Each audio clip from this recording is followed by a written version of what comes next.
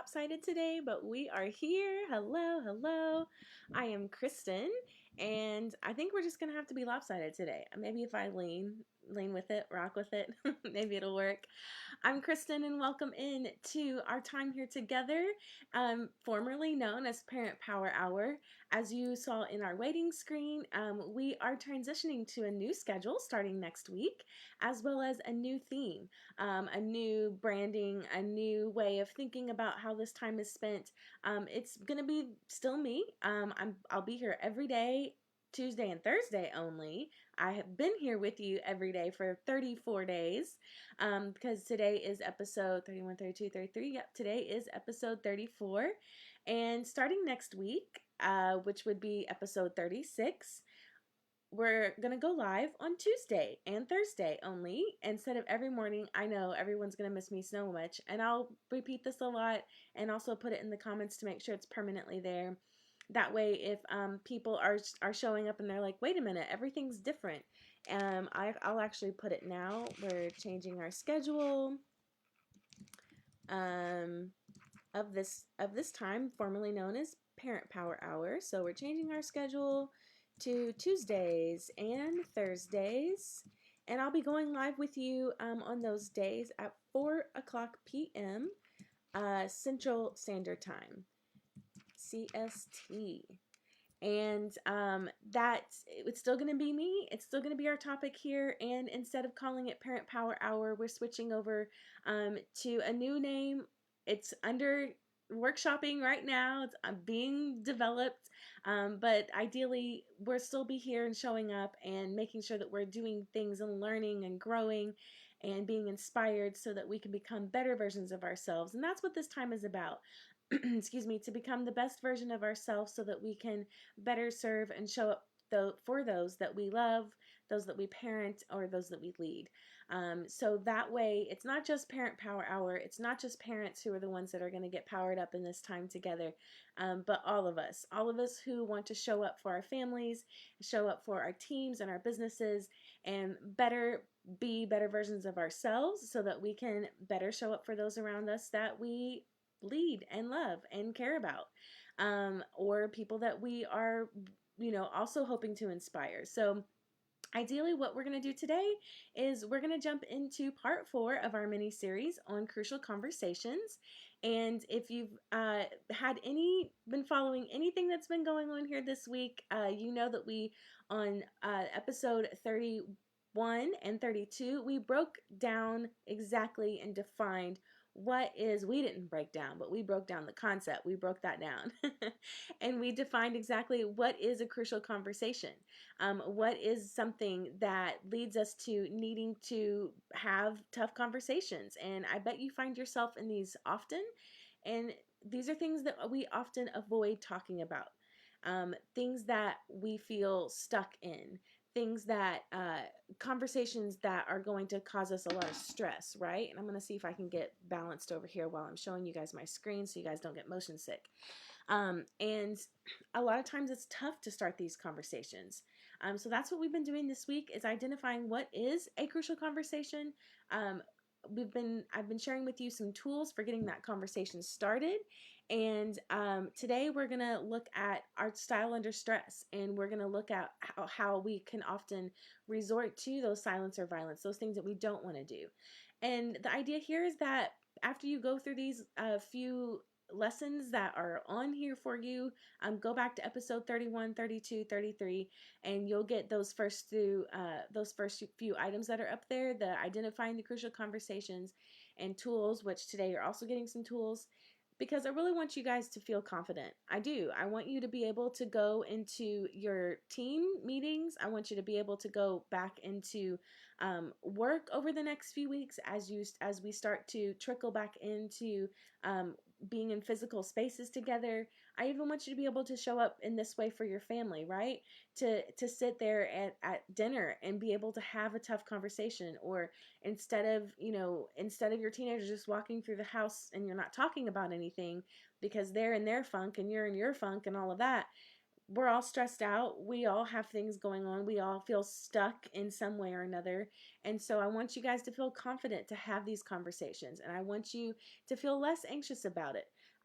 this is what you're going to be after you break down to some of these, or you get into some of these tips and tools that we have spent time breaking down into smaller steps, into pieces, so that we can uh, uh, start to integrate them into our life, because we need to also accelerate the building of trust between our families, between our community members, and we're a lot less reluctant to do that when we have some of these tools under our belt. So let's get to it today. Yesterday we really spent some time talking about, you know what, we're just avoiding these conversations because people are they're not easy to be around. They're prickly pears. We resort often to silence and violence, and I'm just kind of reviewing some of the stuff that we've already talked about. Mastering our stories, that's been something we looked at, an example and a non-example. And yesterday we unpacked, what do we actually say when it's time to have this conversation? What do we actually say? Well, we state our path, and I'll just put this up here really quickly. I'm not going to go into it deep, but just to give you a reminder, and if you really want to unpack this part of it and have some practice, as well as some starter sentences to get you kick started on all of that, go back to yesterday's episode. That's episode 33, and it's part 3 of our mini series. And we really unpack this part of it in greater depth. Share your facts, tell your story, ask for others' paths, talk tentatively, encourage testing. Okay, this isn't something that I created. Uh-oh, you can't see my file there. Uh-oh. All right. And I'll throw that link back up for you in a second too. So here's today. What do you do when you don't feel like it's even safe to share your mind? We've all been there. We've all had that person in our life when we're like, I have to walk on eggshells around them. My boss never listens to my ideas. My team lead is a bully. We always just have to do whatever my team lead wants to do. It's not safe, and we don't feel like it's safe to share our mind. But we're here, and we know that we can have these conversations, and we also know that it doesn't feel good to not have them. We're feeling stuck. The stress is increasing. The tension is increasing. And we're going to do something about it. So here's what we do when we don't feel like it's actually safe to share our mind. We go to our crib. Crucial Conversations is all about those acronyms. Oh my goodness, you guys. I mean, I think there's something upwards of probably 15 acronyms, if not more, to guide our thinking in the book Crucial Conversations. So that's what I was saying before. If you're just jumping in, this is a high level review of some of the tips and tools from Crucial Conversations that I'm passing on to you, that I'm sharing. This is research based. This edition of it is 2012. I know it's been over 20 years of research that they've conducted in organizations, and typically teams and businesses use this book as their guide. And I'm throwing this out there and saying we can do this in our families too, any relationship. And they unpack it too, because I mean, whenever we have good conversations, our our relationships improve, whether that's with a family member or someone that you're socially friends with and you work with them, right? We all have overlaps of that. So when it doesn't feel safe, here's acronym, that's not the right word, number 77 in this book, which is CRIB. C, commit to seek mutual purpose. Mutual purpose establishing is key, especially when we're talking on teams, when we're talking about making family decisions, when you're talking about thinking about how your family is going to move out of your home, of your lockdown. You got to have a conversation about that. You are having conversations about that, what that means for you and your family. If you're someone who's living on your own, you're going through that step of, all right, what's my plan for what am I okay with, what am I not okay with? I'm translating the all of the lift. I'm translating the restrictions and deciding what feels okay for me and what doesn't feel okay for me. And so when we're talking about you going back to work, when we're talking about you being on teams, discussing about what the next steps are, you got to have a mutual purpose there, because that's exactly it. You're deciding, well, what are we going to do? What is our plan? How are we going to open up our shop, our business with 25% capacity? These are the kinds of conversations you're having. You're having planning conversations. And it's even more tough when you're in a conversation like that and you don't feel like it's safe to share your mind. So what do you have to do? You have to be the one that resets that mutual purpose. You have to be the one that says, you know what? I know that we're here and we've got to make some decisions about how we're going to open up at 25% capacity. And this is our purpose right now, is to make some decisions. And are you in? Are you in on that? You know, invite that person that you're making those decisions with. Invite that team member to into that discussion, right? Because while you don't feel like it's safe, and that person typically is the bully in the situation, or they just come right on through and they barrel on through to what's happening next, or to what they think is their decision to make. You know, I'm not really feeling like we're both making this decision together. So what I'd like to just take a step back and let's go ahead and make sure that we're on the same track. We're both deciding, we're discussing right now how we're going to decide to open, right? Even just bringing in that clarity is the first part of creating your crib, right? Of making it safe. So you're committing to seek that mutual purpose. You're being clear about the point of the conversation for very, very for clarity. R, you're going to recognize the purpose behind the strategy. This one seems a little bit like, okay, what does that mean? Recognize the purpose behind the strategy. Oh, so what I'm saying is, right? I just gave you a sentence starter. I mean, let me catch you up with what happened in my brain.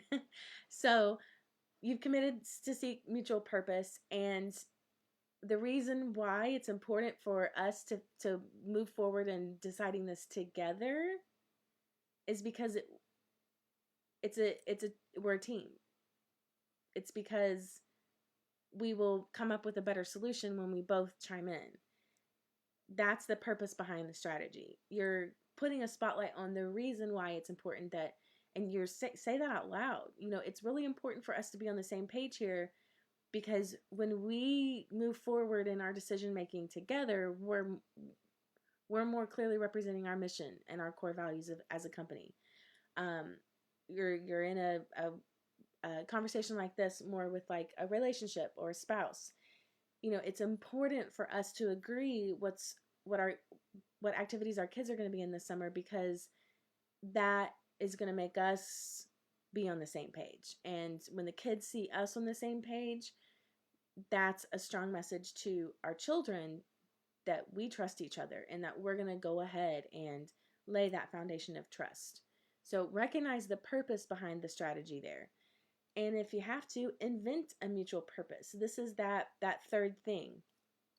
This is that thing where everything, you know, it's not really feeling that great because this person on your team typically just comes in and says, this is what we're doing, and you know, they've made it really clear it's not safe to share your mind. So throwing out there a mutual purpose, even if it's one that's not on the actual task at hand. So here's what I mean. Like, you could even practice this in something like, hey guys, I've noticed all of our trash cans are just for trash, and we should have some recycling in the office once you're all back in the office. I know you're not right now. But that's inventing a mutual purpose. We should, do you guys agree? Like, should we have, are you guys cool with that? If we, you know, spend some budget money on getting some trash cans that have recycling and trash as an option in them? Yeah, that's cool. I don't care. Okay, you've just kind of created a third mutual purpose, a third chance for your team to really connect together about something that's not having to do with the project at hand. So that's sort of like a third, totally unrelated mutual purpose. But when it comes to inventing a mutual purpose, that's that brainstorming part, right? That's the B, and that, hey, we're not really making any progress on this decision, so let's step over here and let's come up with something that neither of us have come up with before. Let's come up with something, and if you have to, you can even, like, another strategy for unpacking something like this is to put on the hat of someone else and just say like things like, oh, well, you know, probably people that are really dumb, they would probably do this. And so you're you're kind of bonding and creating or over what you wouldn't do. Does that make sense? You're throwing that out there, and you're helping to reestablish the safety between you and your team when you're problem solving, when you're looking at how you can make some decisions, when you're disagreeing about how things should go. You could even get creative and talk to each other in a way and say, all right, none of us have the same idea. You know what? Let's talk about what would be really dumb to do. Like, we saw this company do this thing before, and that was like, they failed, they lost so much money. You know, let's talk about what they did, and let's pretend like we're going to do that. I mean, don't say pretend, because that's the teacher in me coming out, right? Excuse me. But I think you can see what's happening here as well, is that when you talk about problem solving in the reverse, a lot of times that alleviates some of that stress on the team, that alleviates some of that stress between the two people who are having that conversation, and it actually switches in on your creative thinking brain. Because when you start riffing off of what would be the worst possible thing that could happen, even, or when you start riffing off of, wouldn't it be so dumb if we did that, right? If you start going into that zone of thinking, you're actually switching on your creative thinking. And then you've reestablished that sense of trust and safety. You're not trash talking people, you're not gossiping. What you're doing is you're going to show a non-example basically in your conversation. And that has the power to reestablish some safety there.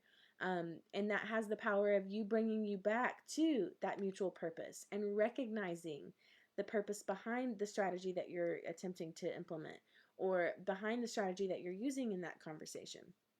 It really does allow you to invent a mutual purpose. So that's one of the ways that we can get into a zone of how to reestablish some safety when we're not feeling safe, and when we're already on a team or working with some people that we know never listen to us anyways. Now, the other common thing that happens when we're making decisions together, or when we're having tough conversations on how to approach something, is that we don't always agree. Especially when we're talking about problem solving, right? Or how to tackle the next step on a project. Especially when you're on a team of people that all have different priorities, right?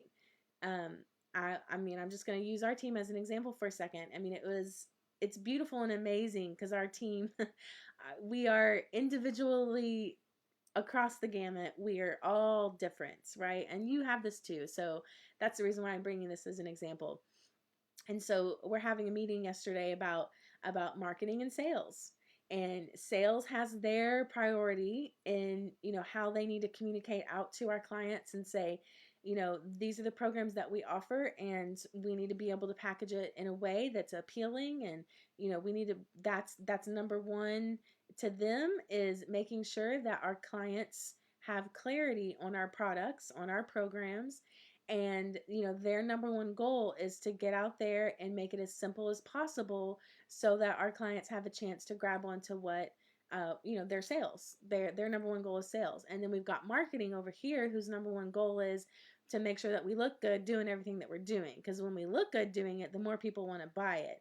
And those two conversations don't necessarily lead to disagreements, but at the root of it, that means that our priorities are different, right? And we both see that if one thing isn't clear, and if it doesn't look good being clear, we see that very differently. And we see that as being the number one reason why we have to, the number one priority in making any decision.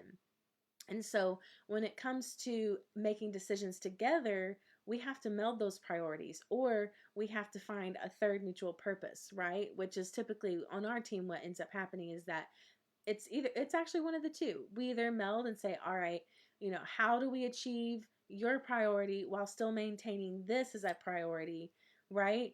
And there are times when we might disagree about what the priority is. And so if you do disagree, remember your ABCs.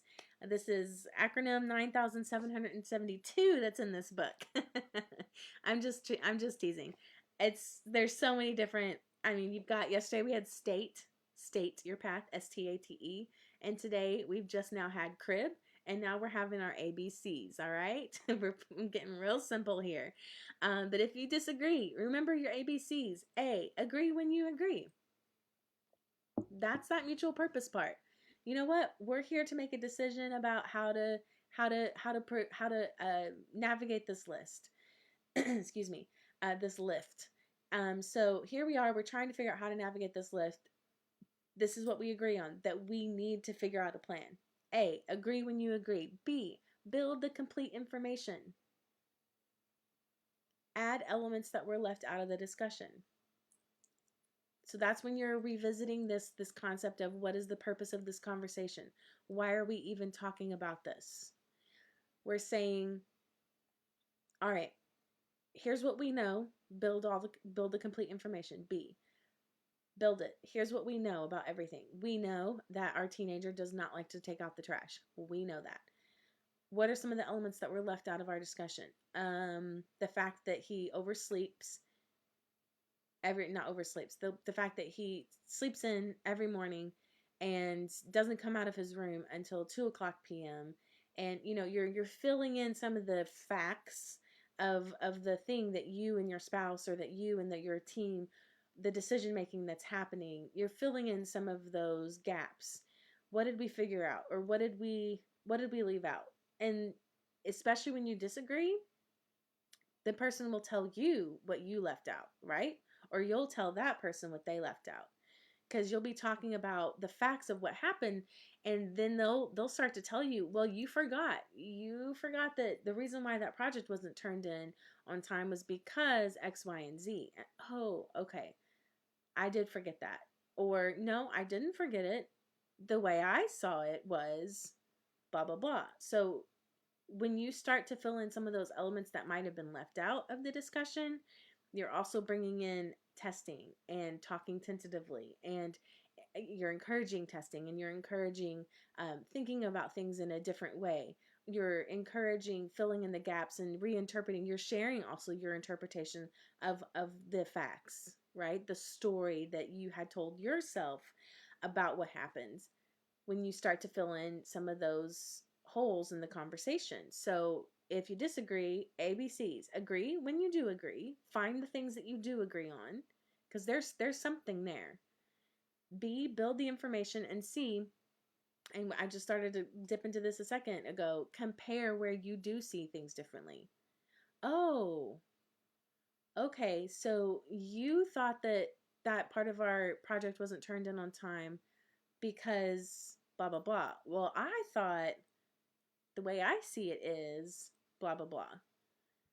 Starting to fill in some of those gaps, and just saying, oh, even just saying, oh, that's what you thought. Okay, well, I thought. And even that, it creates another level of trust, because you're showing that you're showing up for that same solution again. You're saying, we have different priorities, and this is what I thought and that's what you thought. That's interesting. I didn't know that's what you thought, right? Like, even just by little comments of saying, oh, that's interesting, I didn't know that's the way that you saw things. Even that creates another level of mutual purpose and trust. Mutual purpose and trust is everything when having any kind of tough conversation, decision making, in building safety, especially on teams and in relationships. I mean, which we all have relationships. We all have people that we interact with. And when there's not safety and trust, and there's not mutual purpose, especially on teams when it comes to mutual purpose, right? That's when everything goes out. That's when the bullying shows up. That's when the shutdown happens. That's when, well, you just do whatever you want to do. That's when the crossed arms and the backing off and the passive aggressive happens. And instead of that, let's lean into these conversations. Instead of saying, well, apparently you think differently than I do, so that's it, it's over, right? Instead of that, well, you think differently than I do, so what's another way that we can approach this together? Because we both want to see what's best for our teenager.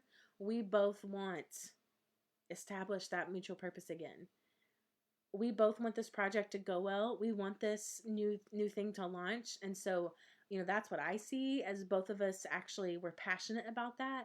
We both have different opinions about how this should go. And what I see is awesome is that we're both willing to discuss that together. We both care so much about the outcome of this project that we're willing to disagree, and we're willing to say different things and allow our own priorities to be at front of mind, because it's so important to both of us. So how do we build something together? How do we and talk through it? How do we make sure that this project is successful together with both of our ideas being so far away? Let's start from the end. We know it's successful when it looks like this. So if that's the thing that we're both aiming for, what's the next thing that has to happen before that? Break it down and work backwards in your steps as well, right? Even if we're talking about raising your children, even if we're talking about launching a new product, even if we're talking about how to decide if it's right, okay, or not for your family to go out to the restaurant when they're open. Have those conversations, because even when you're in those conversations and you disagree, there's still the opportunity for creating mutual purpose, uh, reestablishing safety, and building trust. And when you're able to show up to conversations in that way, and even still practicing your ABCs, agreeing when you agree, building your complete information, comparing when you do see things differently, you have a better chance of excuse me, it's just like right here and it's not going anywhere.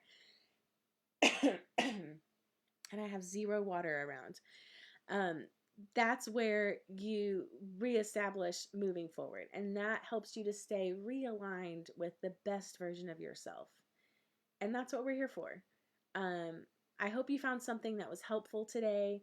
I hope that you remember your ABCs, that you also lock in to your crib.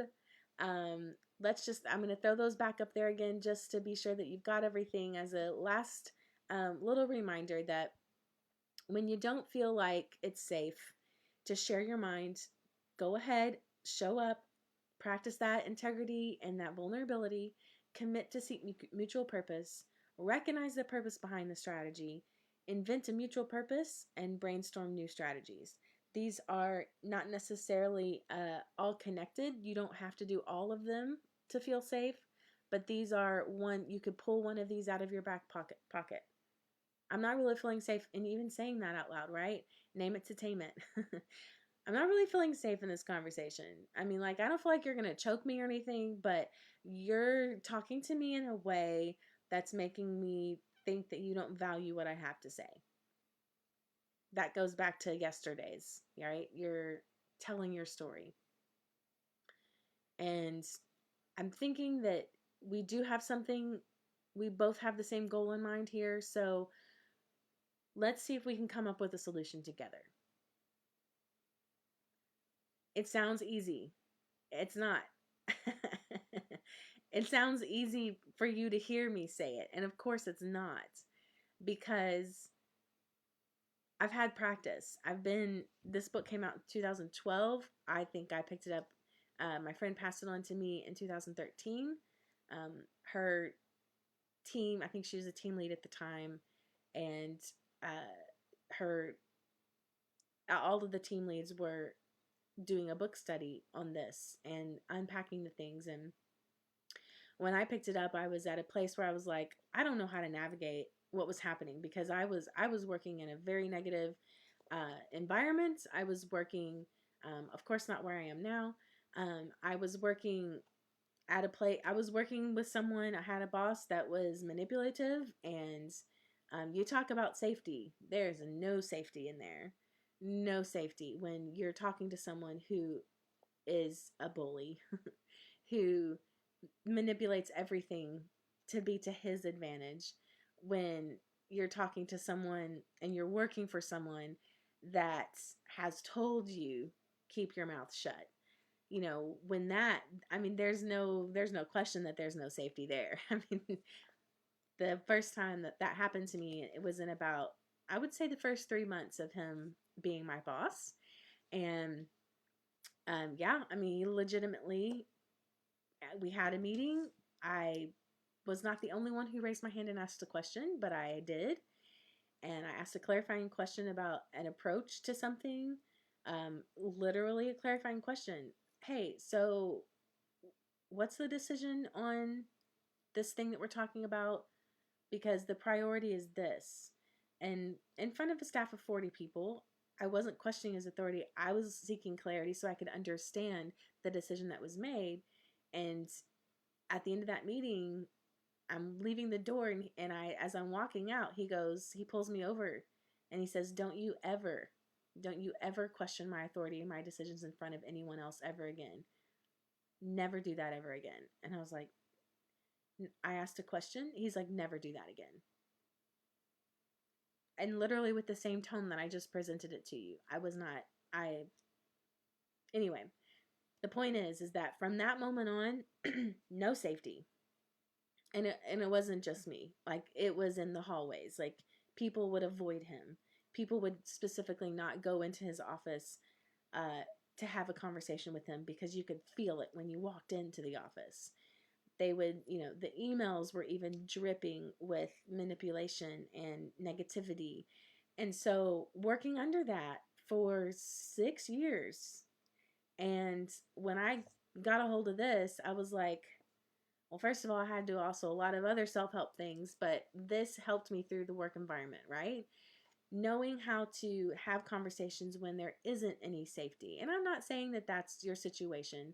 I'm just sharing with you that in the most intense situation you could have when you're talking about not having safe conversations or safety in a relationship, emotional safety, no trust, you know, whatever the baseline is for that, I'm showing you that even in the worst kind of situation, you can emerge with maintaining your own integrity, with increasing your productivity in your own way, even when the least safe situation is happening with someone on a team.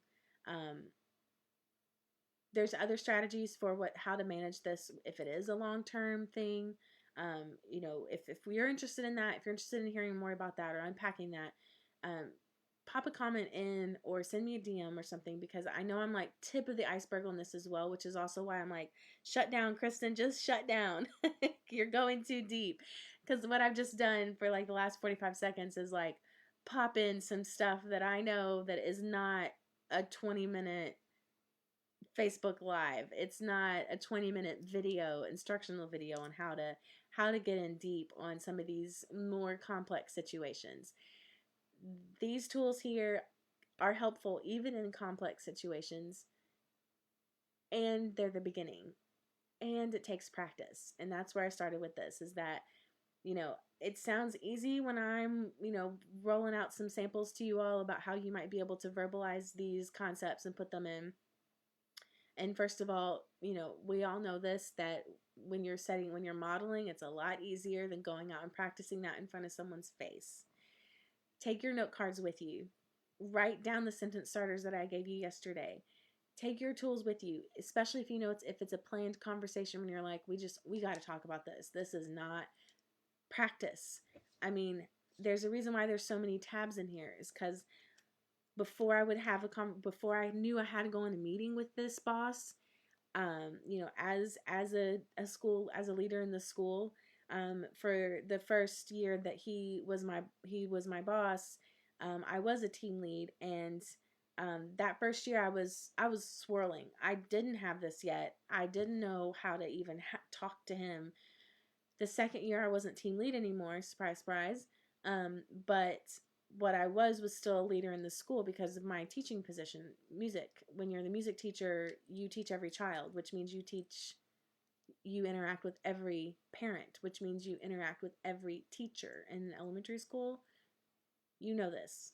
And so I was still a leader in the school, and I was still having to go and have decision-making conversations or meetings with him. You know, when's the concert going to be? I had to present the concert schedule at the beginning of the year, or at the end of the year, actually, for the upcoming year. You know, I still had to have meetings with him. And that's when I started to dig into this. And so when I would have a meeting with him, I knew it was coming up, and I knew I wasn't going to feel safe. He already told me don't share my mind. He already told me don't ever raise your hand again and ask a question and question a decision I've made. So I already knew it wasn't safe. So I would go in, and before I'd go in, I'd pull out all of these tips and tools, because I'd know that I'm not feeling safe already. So I've got to go into this meeting and make some decisions about the calendar. So I have to recognize I have to have some purpose. I have to go in there and say, this is the reason why we're meeting, and this is how this is how we've made this decision, and here's our thing, stick to the facts, right? Just as a quick reminder, if you're in a conversation, if you're finding that you're not agreeing with the people around you on how things should be done, remember your ABCs. Agree when you agree, build the complete information, add in the elements that were left out of the discussion, compare where you see differently. Again, this is not a must package all together approach. It's, you could pull out an A if you need to. If you're disagreeing and you're in a conversation, you're like, oh, ABCs, okay, you know what? Let's break it down on the thing that we do agree. We do agree on this. Yeah, we agree on that. You already created another connection of mutual purpose there. So pull some of these out in your conversations coming up over the next few days. Practice them, write them down. I hope you found something that was helpful today. As always, when we take something in new, we have it in our heads, and then we can transform it from our hearts and live it out through our hands. And that's my hope for you, is that you feel more confident in your conversations, that you're less reluctant to have some of these more tough conversations that we avoid and that we're not having. Go out there, have the conversations you're not having, share what's in your heart, and you'll see some amazing things start to happen. Thank you so much for joining me today. As a reminder, next week we're switching to a new schedule. I'll be here on Tuesdays and Thursdays at 4 p.m. Central, and it's been great. I mean, this is episode 34 right here. Tomorrow's episode 35. I do want to leave you all with some homework. All right, you guys. I will also paste this in the I'll also paste this in the comments, but I'd like for you all to go to the site. This is not an ad. It's just, I know, whoops. Come on now. Internet, what is happening? There it is. All right, I'm going to stop tapping around on it. I'll go ahead and paste it in the comments later. Right now, I'm afraid to touch anything else again. But go here, vitalsmarts.com, Style Under Stress Assessment, and see where you are. I think it'd be really helpful for you to have a better definition. It's only 33 questions. Let me see if I can pull up the sample of questions. Yeah. So it's only 33 questions. True and false. That's it. At times, I avoid situations that bring me to contact with people I'm having problems with. I have put off returning phone calls or emails because I simply didn't want to deal with the person who sent them. And on and on and on. And that's it. It's that quick. Trues and falses, submit it. You get your answer back, and what you also get is a chance to think about how you can move towards the positive ways instead of these silence or violence and masking and avoiding in those kinds of ways of dealing with things. And that's the site right there. All right. I'll also pop it in the comments here before I go. Thank you so much for joining me today, and I will see you next week I'll see you tomorrow first. Tomorrow we're going to wrap things up with a final little review of some of the tips and tools. Acronym 7942 is going to be ready for you. You guys have a great